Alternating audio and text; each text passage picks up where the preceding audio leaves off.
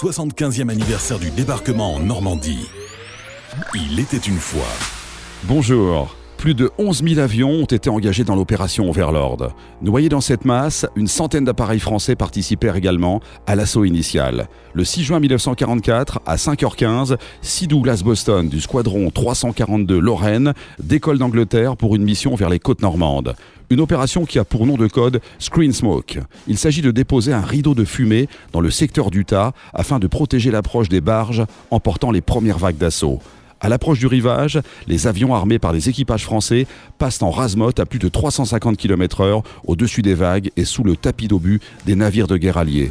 Toutes les 10 minutes, les Boston 3, emmenés par le chef de groupe, le lieutenant-colonel Michel Fourquet, déposent une nappe de plus en plus épaisse sur la mer. Depuis quelques semaines, les bombardiers étaient dotés d'un dispositif spécial. Le navigateur n'avait qu'à appuyer sur la commande habituelle du lance-bombe pour laisser échapper une fumée grise, d'ailleurs très toxique, qu'il importait de renouveler régulièrement car le vent violent avait vite fait de la dissiper. Les Français du 342 s'étaient vus attribuer le secteur de la côte est du Cotentin, entre la pointe de Barfleur et l'embouchure de la Vire. La mission fixée au groupe Lorraine fut parfaitement accomplie.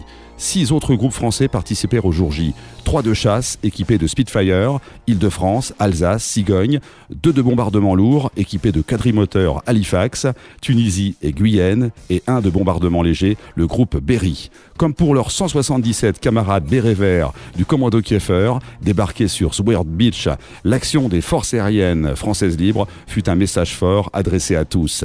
Les Français étaient aussi présents dans les airs le 6 juin 1944. D-Day. Tendance Ouest fête 75 ans de paix et de liberté avec le Conseil départemental de la Manche.